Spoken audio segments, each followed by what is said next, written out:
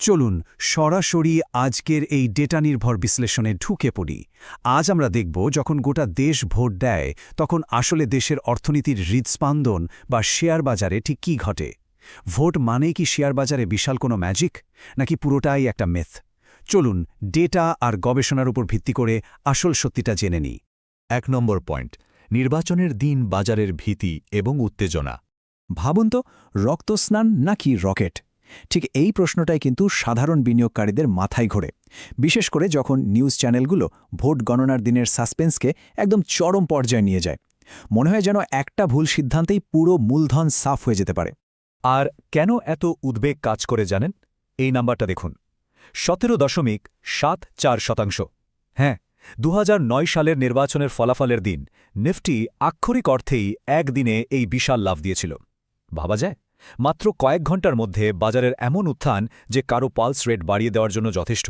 আর জল্পনা তো শুধু সাধারণ মানুষের মধ্যে থাকে না, আমরা দেখেছি খুদ প্রধানমন্ত্রী পর্যায়ে সাক্ষাৎকার থেকেও এমন ইঙ্গিত আসে যে 4 জুন ফলাফল ঘোষণার সাথে সাথেই শেয়ার বাজার একেবারে রকেটের মতো উপরে উঠবে। তো বোঝাই যাচ্ছে এই ধরনের হাই প্রোফাইল কথাবার্তা বাজারকে কতটা সেন্সিটিভ করে তোলে।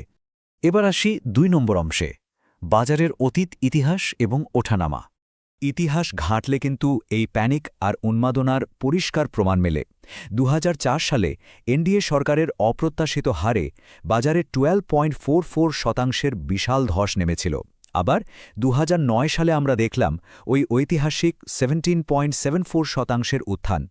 এরপর 2014 সালে নতুন সরকার আসার দিন 1.12% লাভ, আর 2019 সালে প্রত্যাশিত সরকার ফেরার দিনেও বাজার কিন্তু 0.69% পড়ে গিয়েছিল। মানে রেজাল্টের দিনটা যে চরম ভোলাটাইল, এতে কোনো সন্দেহ নেই। আর হ্যাঁ, শুধু তো জাতীয় নির্বাচন নয়, রাজ্যের ভোটও কিন্তু বড় প্রভাব ফেলে।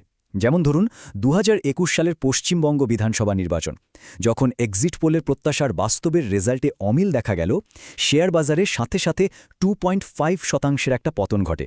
এর মানে হলো, প্রত্যাশা পূরণ না হলে সেটা পুরো সিস্টেমকে একটা বড়সড় ধাক্কা দেয়। রাজনীতি যাই হোক না কেন, আসল খেলাটা কিন্তু বাজারের এই এক্সপেকটেশনের। ৩ নম্বর পয়েন্টে চলুন দেখি একাডেমিক গবেষণা আসলে কি বলছে। এই স্লাইডটা একটু খেয়াল করুন। দর্শন ইউনিভার্সিটির করা অত্যন্ত গুরুত্বপূর্ণ একটি গবেষণার ডেটা এটা। তারা 2014, 2019 এবং 2024 এই 3টে নির্বাচনের সময় বিএসসি সেন্সেক্সের ওঠানামা ট্র্যাক করে ডেটার গভীরে লুকিয়ে থাকা আসল সত্যিটা খোঁজার চেষ্টা করেছেন। গবেষকরা এখানে অ্যানোভা বা অ্যানালাইসিস অফ ভেরিয়েন্স নামের একটা স্ট্যাটিস্টিক্যাল টেস্ট ব্যবহার করেছেন। ব্যাপারটা খুব সহজ করে বললে, তারা মাপতে চেয়েছিলেন এই যে নির্বাচন নামের এত বড় একটা ইভেন্ট, এটা কি সত্যি দীর্ঘমেয়াদে শেয়ারের দামে কোনো বাস্তব পরিসংখ্যানগত পরিবর্তন আনে। আর সবচেয়ে চমকপ্রদ বিষয়টা রয়েছে ঠিক এখানেই। এই টেস্ট বৈজ্ঞানিকভাবে প্রমাণ করেছে যে 3টে নির্বাচন চক্রে বাজারের গড় রিটার্ন বা মিন রিটার্নস পরিসংখ্যানগতভাবে প্রায় একদম সেম বা অভিন্ন ছিল। মানে দাঁড়ালো, নির্বাচনের ওই সাময়িক হইচইয়ের বাইরে গিয়ে দেখলে সার্বিক বাজার আসলে পুরুস্থিতিশীল ছিল। ৪ নম্বর পয়েন্ট, স্বল্পমেয়াদী অস্থিরতা বনাম দীর্ঘমেয়াদী স্থিতিশীলতা। ভোটের দিন আমরা যা অনুভব করি আর সারা বছর জুড়ে যা ঘটে, এই দুটোর পার্থক্য কিন্তু আকাশ পাতাল। মিডিয়ার হাইপ একটা শর্ট টার্ম আবেগ তৈরি করে ঠিকই, যার ফলে আমরা প্যানিক সেলিং বা জল্পনা করে কেনাকাটা করি, কিন্তু মিডিয়াম থেকে লং টার্মে বাজার পুরোপুরি নিজের মতো করে নিজেকে শুধরে নেয়। আর সেটা চলে সম্পূর্ণভাবে ইকোনমিক ফান্ডামেন্টাল বা অর্থনীতির মূল ভিত্তিগুলোর ওপর ভর করে। এই চার্টটা নিশ্চিত করছে যে রেজাল্টের পর বাজারের এই কারেকশন বা সংশোধন কিন্তু অবিশ্বাস্য দ্রুতগতিতে হয়। বাজার খুব দারুণভাবে রাজনীতিক খবরগুলোকে হজম করে নেয় আর তারপর নিজের স্বাভাবিক পথে এগিয়ে যায়। ৫ নম্বর অংশে আমরা দেখব কোন কোন গুরুত্বপূর্ণ খাতের দিকে আমাদের নজর রাখা উচিত। বাজার যতই দীর্ঘমেয়াদে স্থিতিশীল হোক, কিছু নির্দিষ্ট সেক্টর কিন্তু পলিসি কন্টিনিউটি বা পরিবর্তনের সম্ভাবনায় রিয়্যাক্ট করেই। যেমন ধরুন, বাজার যখন আশা করে যে বর্তমান সরকারই আবার ক্ষমতায় ফিরবে, তখন রিয়েল এস্টেট আর ইনফ্রাস্ট্রাকচারে একটা বড় বুম বা লাফ দেখা যায়। কারণ বিনিয়োগকারীরা ধরে নেন যে বড় বড় রাস্তাঘাট বা সরকারি প্রজেক্টগুলো আগের মতোই চলতে থাকবে।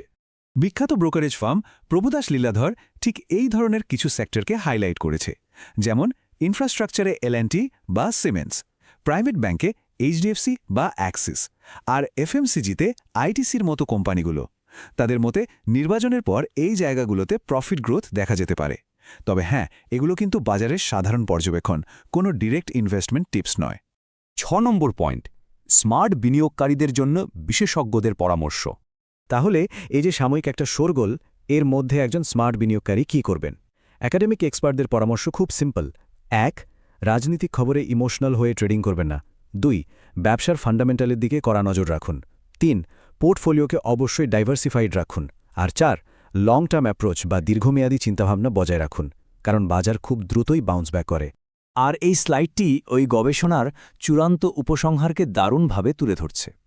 2014 বা 19 সালের তুলনায় 2024 সালে এসে শেয়ারের দাম এবং নির্বাচনের ফলাফলের ভেতরের কানেকশনটা কিন্তু অনেকটাই দুর্বল হয়ে গেছে।